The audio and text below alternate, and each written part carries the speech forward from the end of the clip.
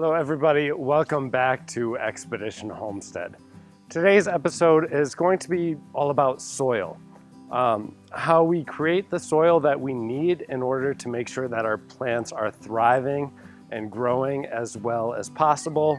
How we create that living soil and how we amend different mixtures and compost into the soil throughout the year to make sure that our plants are happy and healthy, even if some of our plants might have a little bit of an infestation with Japanese beetles. I think it happens to everybody. So little things like that come up into the garden, but the more we can do to make sure the soil is happy and healthy, it's going to help these plants out a whole lot. Japanese beetles like this one here, it's a whole different issue, but I just kind of wanted to show you guys that to illustrate the fact that I'm not perfect either. I don't have a perfect garden by any means. I just make sure that I do whatever I can to enjoy the gardening process. We have some beautiful plants here in the garden, including our tomatoes, which are about 9 feet tall at this point. We're on our second crop of onions. We've got a second crop of cabbage, beets, turnips, carrots growing as well.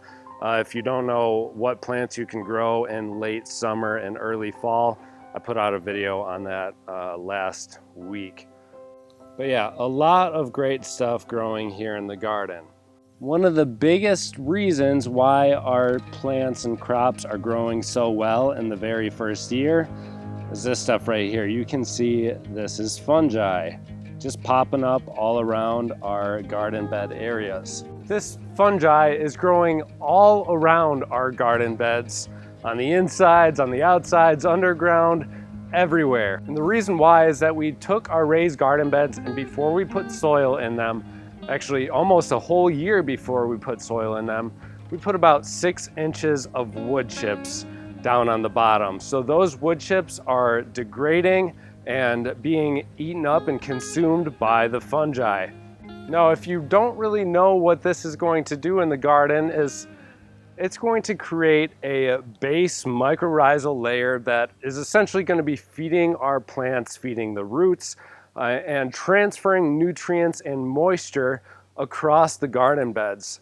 This is a critical key component to growing vegetables and plants of all kinds. If you need more information on what fungi can do for your garden, just hop over to my channel. I've got several different videos on it and how to amend it into the soil as well.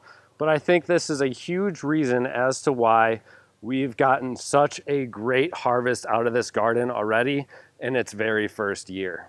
It really can be quite difficult to have an incredible harvest on your first year at a property or even first year in a gardening bed. So now we've established that the number one reason as to why we've already gotten such a great harvest out of our very first year in these garden beds is because we inoculated fungi. We used wood chips to create a nice home and ecosystem for that fungi to grow and thrive.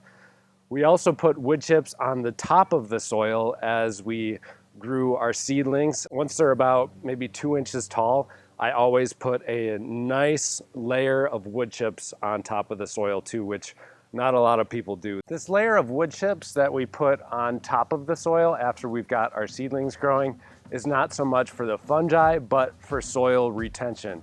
Having a top layer of mulch of all different kinds, I just prefer wood chips, is a really good additive and a great measure to be taking when growing in raised garden beds. It's gonna hold moisture in there and it's gonna slowly break down over time, creating kind of a long release fertilizer for your garden. So wood chips, you've absolutely gotta have them. You can get them for free from your city's public works department as well. Just give them a call, see if they do a wood chip drop off. We've gotten them free every single year. It's a great resource to have. Next up is going to be fertilizers in the form of compost. I don't like to get a pre-mix fertilizer really.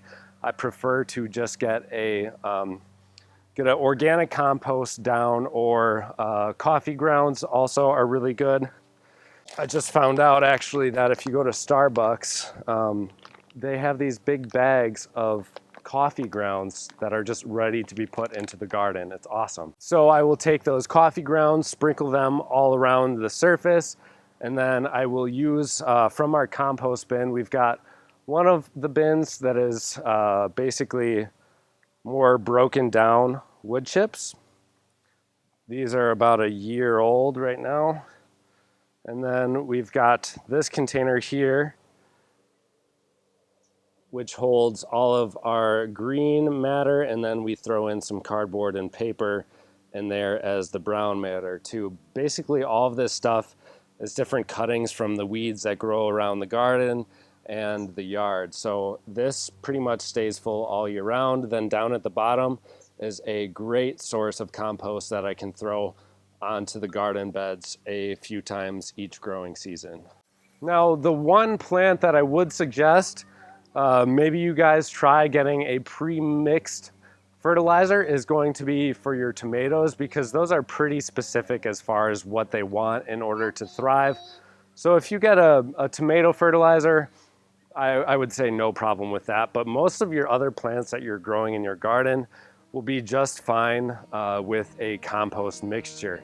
And if y'all have fish tanks, whenever you do the water change out of those fish tanks, you can use that fish tank water and dump it right on your garden beds as well. So that's also a really cool free resource, just like the wood chips are. So thank you all so much for tuning in to today's episode. If you enjoyed it, please subscribe.